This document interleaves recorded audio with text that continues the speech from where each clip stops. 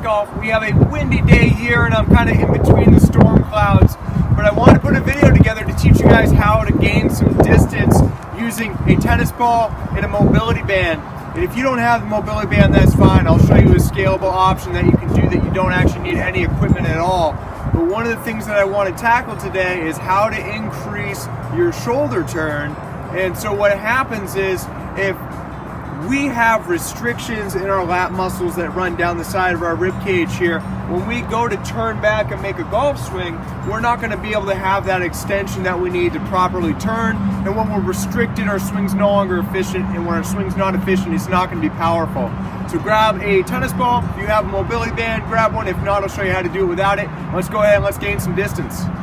Alright, so I found some shelter from the wind. Hopefully the rain holds off, otherwise we have a metal roof, it might start getting a little bit loud, so I'll try to be quick. But what I want to show you before we get into the mobilization is what we're doing here, because it might be an abstract concept to you if you've never done it before. But we're first going to smash our tissues, and then we're going to distract our tissues. So what the heck does that mean?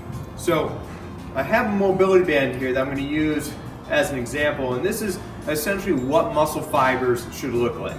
Right, they're all independent. They move together as a group, but they're all independent, and there's plenty of space in here for nutrients and blood flow and oxygen, all that stuff to get into them.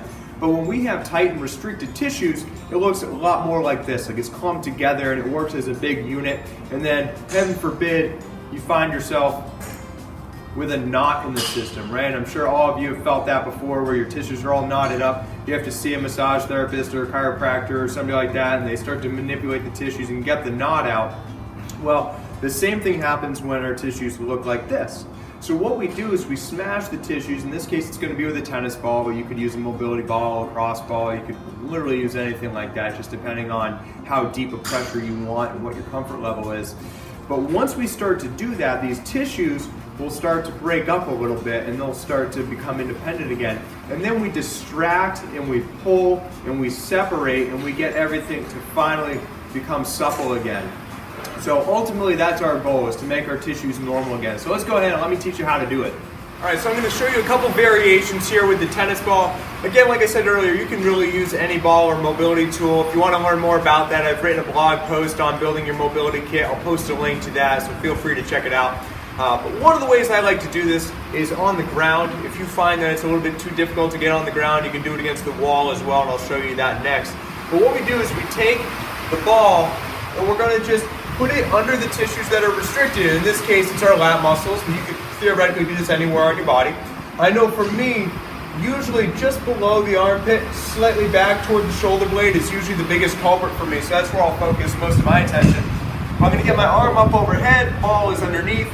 I'm just going to spend a little bit of time moving back and forth, side to side. When I find a tight spot like I'm sitting on right now, I'm going to stay there and then move my arm independent of my body. Okay, that's worked out. Now I'll go to a different spot. I'll play around. Oh, that's nasty right there. So I'll stay on it, move my arm independent of my body, and repeat this process until it no longer feels uncomfortable, or until I've shown that I've improved my range of motion. All right, now let's say getting on the ground isn't comfortable for you, or maybe you don't have a place for it, or maybe you just don't have the flexibility or mobility to get down and up very easily. By all means, you can do it against a wall.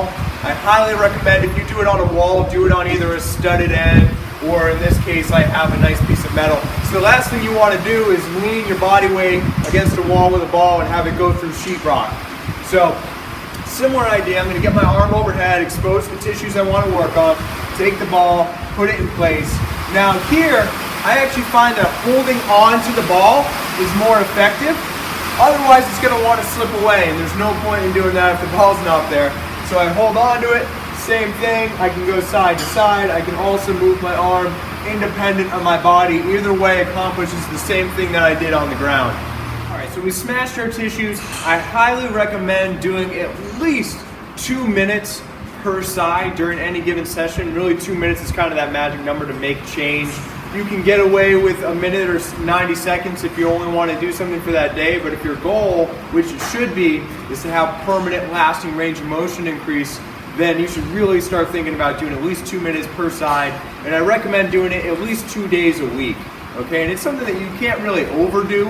If you're super tender and you're sore, okay, maybe take a day or two off there, but this is a process, right? This is kind of like when you sweep the floor, right? Dirt gathers up and we go ahead, we sweep the floor, we get everything out of the way, the floor is clean now, but over time, dust and dirt start to pile back up and you got to continue that process. Same thing with brushing your teeth, right? If we make it a habit, if we do a couple of minutes a day, then we have the long-term benefits of it. All right, so we smashed it out, we need to distract it. I'm going to take my mobility band and I'm going to find something. In this case, I'm going to use this right here to hang it on. And what I'm going to do is take my hand, stick it through the band, and then grab it so it doesn't go anywhere. I'm going to pull back so that the band, my arm, and my back are all in a straight line, and then I'm going to twist into the band, being sure that the band is pulling on my arm. I don't want to resist it. If I'm fighting it, it's not going to be effective, so I let it pull, I twist into it, and if I can take my hand and turn it palm up, that's going to add just a little extra piece as well. So I'm going to hang out down here, and on, and then I relax, I can add a little bit more tension, then I go on again, and it's on and off, on and off. Again, we're talking at least 2 minutes per side, so in combination, we're looking at 4 minutes per side between the smashing and the distraction. So by the time you get all your equipment out, you get it set up, you go through everything, you're probably looking at 10 minutes, right? So what's 10 minutes? If the benefits are going to be increasing range of motion and allowing us to make a wider, faster swing and gain some more distance. I think 10 minutes is well worth it. All right, so maybe you're saying, Blaine, I don't have a mobility band, but I really want to distract my lat tissues. What do I do? Well, first off, I'd highly recommend you check out my video, Setting the Stage, How to Properly Warm Up for Golf, because this technique is in there. If you haven't seen it, I'll post a link to it. But what we do is we take our arm, whatever side we're working on, and it's going to go behind our head onto our back, something like this. The other hand is going to come on to our elbow.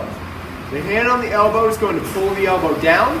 At the same time, the elbow is then going to push up, and then we're going to lean to the side. And what this does is it stretches out all the tissues from your elbow down to the hip, and that includes your lat muscles. So if you don't have the band, you can do this. Again, on and off contraction for at least 2 minutes per side will be your most effective prescription, and do that after the smashing. So smash first, distraction after.